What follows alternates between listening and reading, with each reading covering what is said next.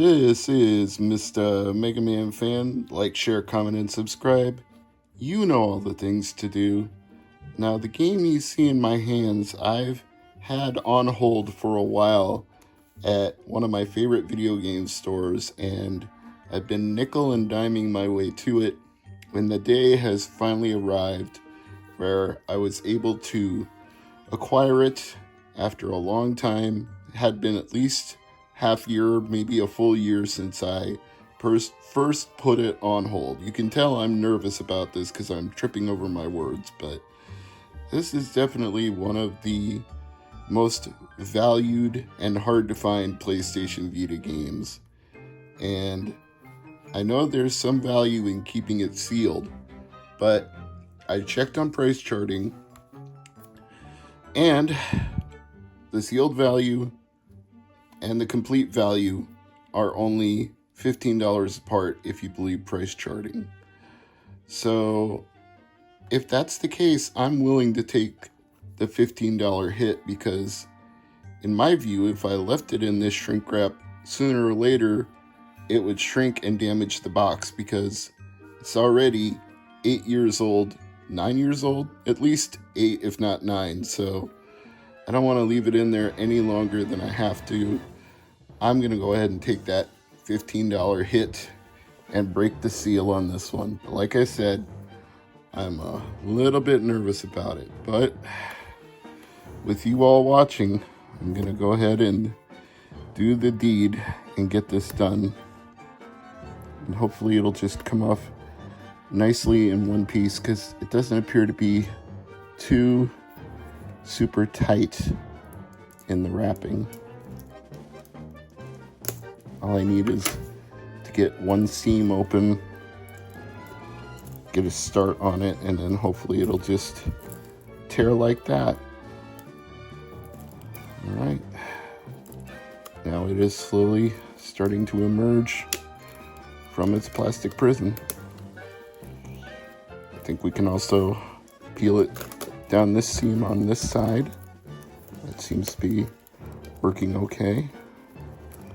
Might need to pull with both hands. It's getting stuck a little bit. There we go. Yeah, it's coming apart. I think I can just pull it out now.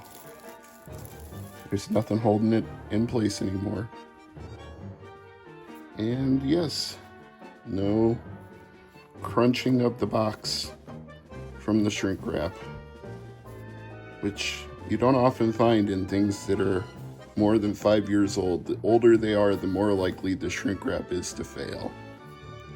But now we have to take the next step, get this top flap open, and look at the contents of this complete edition of A Rose in the Twilight. So rare that I couldn't even find loose copies in the sold listings on price charting, only complete copies. So this one does not come up for sale all that often, and it usually goes for quite a bit when it does. There we have it. I almost feel like I should be whispering talking about this game. A Rose in the Twilight. Probably going to go down as the hardest to acquire PlayStation Vita game in my entire collection.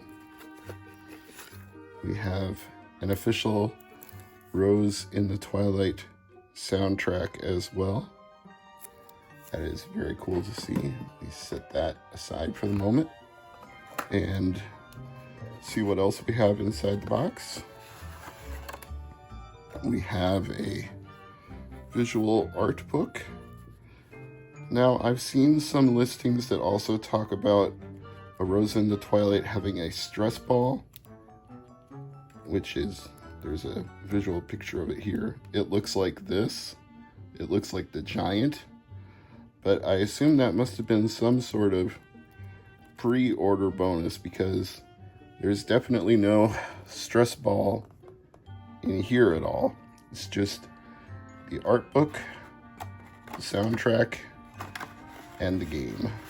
So I'm going to put the art book and this sleeve for the soundtrack in the game back into the box, just so the box will hold its shape.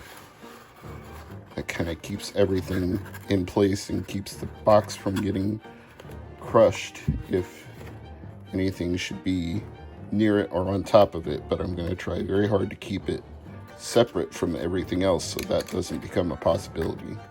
I'm pleased by how easily that top flap came up without being creasing, without being, see again, I'm stumbling over my words here, without getting creased. So I don't want to have to open this multiple times. I think I will just leave the art book in there and leave the soundtrack and the game out. Speaking of the game, let's go ahead and open the game up as well.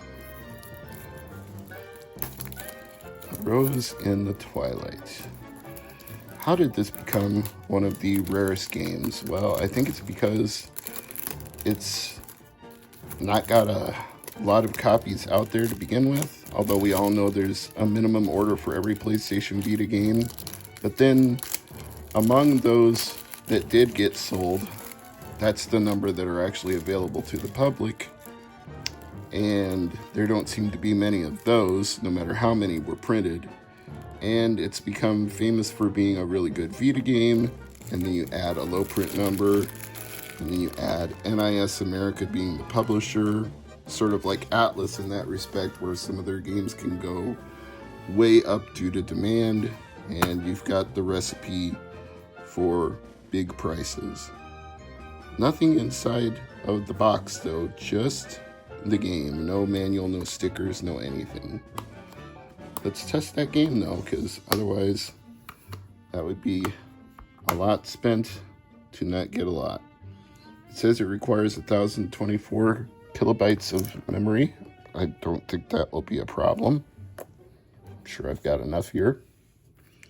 Let me see if I have a game loaded in here right now before we continue. Yeah, I do. Now I'm even more nervous. That's what you get for filming things while you're nervous.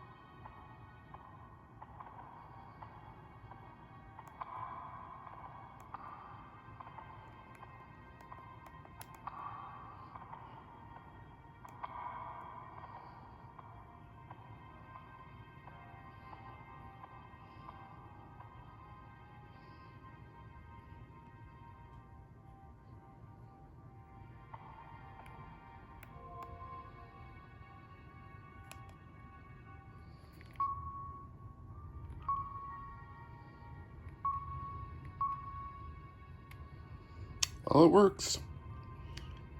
I'm Mr. MegaManFan. This is A Rose in the Twilight. Thank you for watching.